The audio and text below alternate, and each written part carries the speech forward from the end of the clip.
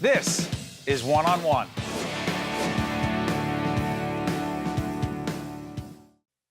We are pleased to welcome Shelby Klein, President and Chief Executive Officer of a terrific organization I know very well. It is called the Adler Aphasia Center. Good to see you, Shelby. Likewise, Steve. Thanks for having me. Tell folks what the Adler Aphasia Center is. Sure. The Adler Aphasia Center is a nonprofit dedicated to both helping people and their families if they have aphasia, as well as raising awareness as to what aphasia is.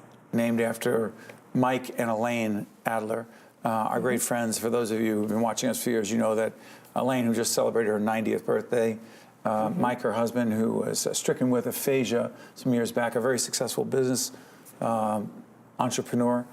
Mike, we've lost Mike, but the spirit of Mike and Elaine continues to go on. For those who don't know what aphasia is, tell them. Sure. Aphasia is a communication disorder that typically follows some type of brain trauma. Stroke is the most common reason why it occurs, but it could be an accident that causes brain injury, or even a tumor or something else. And what it does is the part of your brain that impacts your communication skills, your speech, your reading, your writing, it gets damaged. And people will wake up the next day after that brain injury. They might not be able to speak. They may not be able to read or write or any combination of them. And that becomes very debilitating to them in their recovery. Because it impacts their esteem and their sense of purpose. Sure. So we address that with the services. Let's break it down a little bit. I happen to have been honored to be able to host once again the Adler Aphasia Center Gala. People come together, people who are dealing with aphasia, family members, caregivers, and others who support the effort. But let's be really clear. At the Adler Aphasia Center, give us one example of a service that really makes a difference for the person dealing with aphasia, as well as everyone who's dealing with it, including family. Go ahead. Sure. We have two full-service centers, one in Maywood and one in West Orange. And during the day, people with aphasia and their family members come, and we offer a variety of groups for them. So as an example, we have an advocacy group. And in that group, the people with aphasia will practice their communication skills, whether that's speaking with each other in a comfortable environment or using technology to assist them to speak. And in that group, as advocates, is they're practicing speaking to groups of people and educating them about aphasia. Typically, healthcare professionals or students in going to school to become healthcare professionals. While they're in that group, their caregiver might be in a caregiver support group. What goes on there? The caregivers really bind together. We're looking at some of them right now. And they have an opportunity to be in an environment where they feel safe and they can share experiences and they can share resources and different strategies they as a caregiver can implement in their lives, whether it's something concrete to help their family member or something for them for self-care as well. You know, interesting. For those of us who have had family members who deal with communication challenges for a variety of reasons, but let's stay on the aphasia issue. What is it like for the patient? We refer to them as members. That's right. What is it like for the member? And by the way, if you're not a member, we'll put up the information about the Adler Aphasia Center. We wish there were more, but it's a question of resources, if you will. What is it like for the member/family? How challenging? It's challenging in a lot of ways because for many of them, it's you were on a path in life and all of a sudden it became disrupted one day. That's Mike Adler. He was a very successful business person. One day he's stricken with aphasia.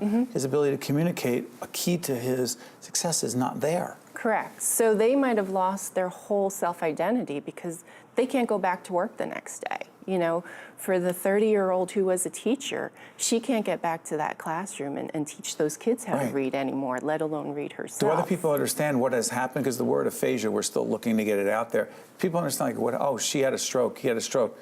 It's the other part of it after. Most people are not aware. Most people don't know what the word aphasia even is, unfortunately. That's why it's part of our mission to raise awareness. And for many people, they're coping with so many after effects that, you know, they've almost become isolated because they almost don't know what to do. They go to rehabilitation, that ends. If they're fortunate, they find us, and we become their new network of family and friends. By the way, the Adler Aphasia Center is, in fact, a model across this country for how to deal with these issues. Real quick on this one. There was an aphasia task force in the state of New Jersey that was spearheaded by Senator Loretta Weinberg, whose sister dealt with aphasia, and some other legislators as well who are actively involved. What is that task force and why does it matter? Sure. Loretta Weinberg has been our champion. The task force was signed into law this past spring, and hopefully it gets off the ground by January. What's it supposed to do? The task force is going to look at raising awareness and providing services in the community. So like we said, there's probably at least 70,000 people in New Jersey who have aphasia. 70,000. Correct. Those are very conservative estimates. We're seeing about 150 of them a year.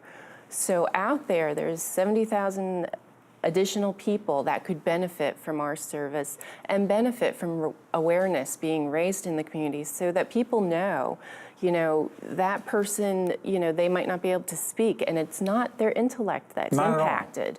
It's just their communication. So you can't think of that person as having less intellect in any way, and that impacts how people interact with you. And to know that, it's still Steve. He might not be able to speak the same way, but that's still Steve, and we can still have a conversation, but now Steve has learned through us some tools to make that conversation flow easier for him and for you. Last question. You're a relatively new head of the organization. Number one thing you want to accomplish over the next couple of years would be? Definitely raising awareness. For us, the services we have them spread across the state now. So over time, they'll grow, and hopefully they'll grow into full-service centers as they become more and more popular. But raising awareness is key for us right now. Shelby, we appreciate everything you do on behalf of all the families and the members who are dealing with it, and you just can't imagine what it would be like if your organization were not in place. Thank you to Elaine, the team, and also Mike, who I'm sure is up there looking down and appreciating the work every day. Thank you, Steve. Stay with us, 101. We'll be right back. Thank you, Shelby. Thank you.